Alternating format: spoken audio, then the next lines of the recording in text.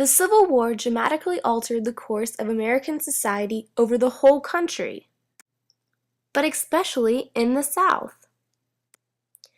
This was the beginning of a journey moving from an agrarian to an industrial society in regards to death customs.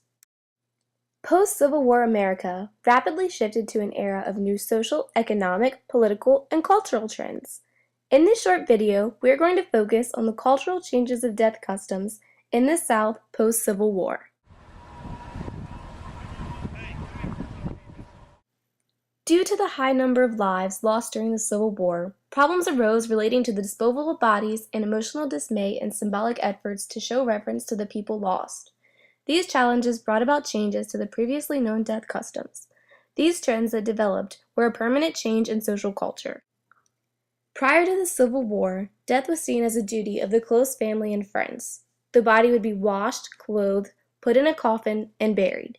Usually the person was buried within 2 days of dying. In today's times in the South, it may take a week before someone is buried. It is important to have time to notify as many family members and friends as possible. The new way of treating the dead formed because families were not able to immediately provide services. The process of embalming came to be a very popular practice to preserve the bodies to be transported home.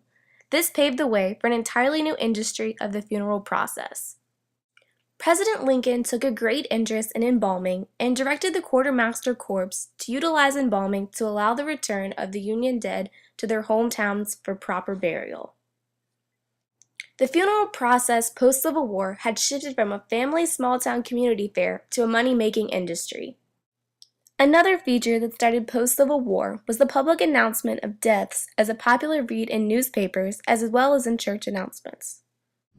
The South possesses some attributes that are unique to funeral services. It is common courtesy for passing vehicles to pull over and/or stop as a funeral procession passes. It is seen as a sign of respect for the grieving family. This practice is often confusing to people from other regions, especially because it is not nearly as common as it is in the South. It could be compared to the ancient Celtic attitudes of honor and respect that still live on in this region. In the South, when someone dies, friends and family all make food and bring it to the immediate family's home. It is custom for friends and family to hang around the home for comfort and share in food. Food is always made, never bought. Casseroles and fried chicken are among the most common funeral foods in the South. It is more common in Southern culture for the casket to stay open during the funeral services. A viewing of the body, often called the wake, is often part of the whole funeral process that is done the day before the funeral for viewing purposes. In the old Celtic days, wakes consisted of drinking to celebrate someone's life. A wake can still be seen as a celebration in Southern culture because happy stories are told and it is a social event. If possible, many old Southern cemeteries follow a feet to east guide. The basis of this is from an old European Christian tradition. When a person is facing the east, the rising sun is seen as waiting for what is next to come. If a married couple is buried together, the husband is buried to the left of the wife. This is not something that is immensely important, but the theory is that ladies first is the notion even when burying. In the Southern culture of honor, men respect women by opening doors, pulling out their chairs, and even till their death being buried in the less important placing. In old Southern graveyards, it was common for them to be scraped or bare of grass. This practice was started to keep livestock out of the graveyards. In most Southern graveyards, you can also find fences around the whole graveyard or even around particular graves. Having a relative's grave trampled or dug up by an animal was seen as an extremely embarrassing action, so when communal graveyards began, fences were put around almost all graves, either individual or by family. It is common for rural Southern graveyards to not be regulated, so they can be individualized by having flowers placed on individual graves. This also holds the soil in place after a person is buried. Large Southern families are often buried together in family plots. This tradition comes from when Southern burial spots included only the family. As the South became more modern post-Civil War, designated land was set aside for people to be buried. In post-Civil War times, agrarian Southerners had more children, creating a larger immediate family. In the industrialized North, families did not have room, nor did they have extra food, so families were smaller.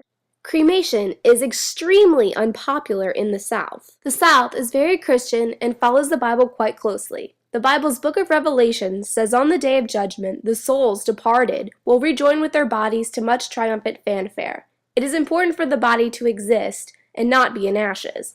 It was not until 1963 that the Pope lifted the prohibition against cremation. Cremation has still not gained popularity in the South. Mississippi and Louisiana are among the states with the least number of cremations still in 2011.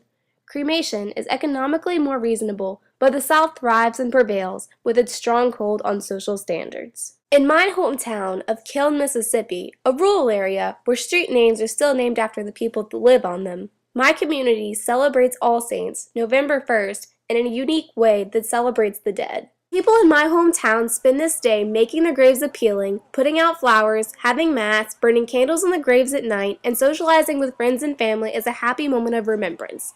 Death customs follow Southern culture closely. In connection to the growth of the South as a whole, death customs have evolved over time. Much like the South, there are aspects that still live on strongly even when the changes of modernizations occur.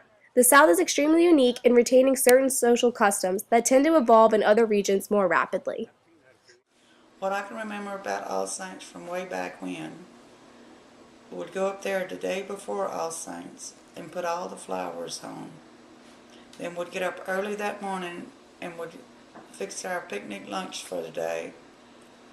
We'd all gather at the graveyards. We had all the family graveyards. We'd go to all of them.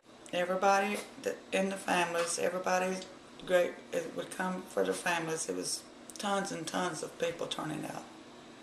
We'd have food with them, socialize with them. People bake cakes and some would bake pies, and it was just a big get-together back then. It's still going on, but it's not as much as it used to be. The younger people just don't participate. Tonight we'd go back to where our Meatley family was buried. Then Enid would have mass. Father would bless the graves and bless all the candles, and we'd burn the candles, and we'd all stand around and talk until all the candles was burned. I guess you can say many Southerners stay loyal to their Southern heritage till their death.